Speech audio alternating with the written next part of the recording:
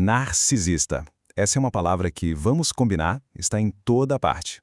Mas o que ela significa de verdade? Hoje, a gente vai olhar para além do rótulo e descobrir que existem umas faces bem surpreendentes por trás dele. Para a gente entender de verdade esse padrão de comportamento, vamos explorar as 4 faces principais, sabe? Do tipo mais óbvio até aquele mais disfarçado e, no final, descobrir qual é o verdadeiro escudo contra eles. Então, tudo começa com uma pergunta. Uma pergunta que parece super simples, feita por uma policial.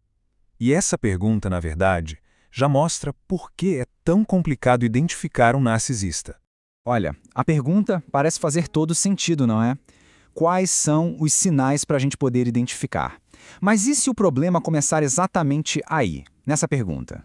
Pois é, a pergunta certa seria esta, porque a verdade é que não existe um tipo de narcisista. Existem vários, e cada um tem a sua própria máscara, seu próprio método de manipulação. A pesquisa mostra que 4 padrões principais se destacam. Vamos conhecer cada um deles: o grandioso, o maligno, o vulnerável e o comunal. E acredite, cada um é perigoso de um jeito muito diferente. Bom, o primeiro é aquele perfil clássico, sabe? A imagem que vem na cabeça da maioria das pessoas quando escutam a palavra narcisista. É só reparar na linguagem corporal. Gestos largos que invadem o espaço, posturas de autoridade. Tudo, absolutamente tudo, é calculado para dominar o ambiente e ser o centro das atenções. E aqui está a armadilha emocional. Essa energia toda atrai, claro, mas quando se percebe, os relacionamentos viraram um palco. Um espetáculo onde eles são a estrela e todo mundo vira só plateia. Ok, agora as coisas ficam bem mais sombrias. O próximo tipo não quer só admiração. Ele quer, na verdade, destruição. Pensa só, olhar predatório, aquela calma que assusta, a mentira sem um pingo de culpa. A questão aqui não é só chegar no topo, é garantir que todo o resto seja esmagado lá embaixo. A principal arma deles é essa, a inversão da culpa.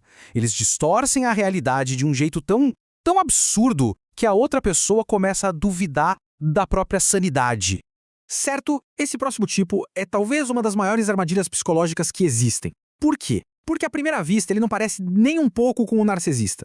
Essa frase, ela diz tudo. Por fora, parece uma vítima injustiçada pelo mundo, mas por dentro existe uma certeza absoluta de que eles mereciam ser grandiosos, se não fossem os outros para atrapalhar.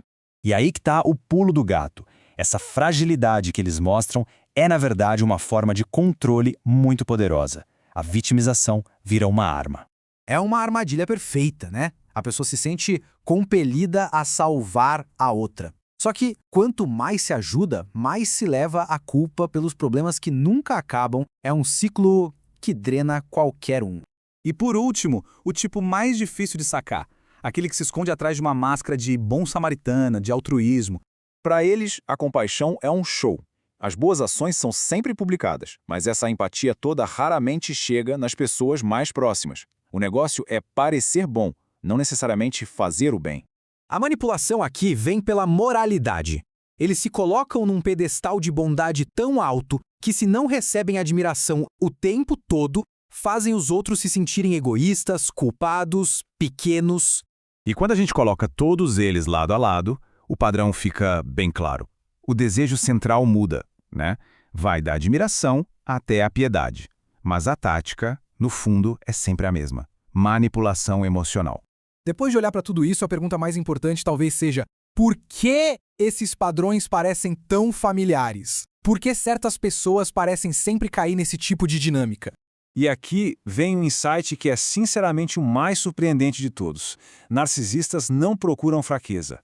Eles procuram uma força muito específica, um excesso de empatia e uma vontade imensa de curar os outros. E olha, isso não é algo raro. Estatisticamente falando, num ambiente de trabalho, num círculo de amigos, é quase certo que exista alguém que se encaixe nesses padrões.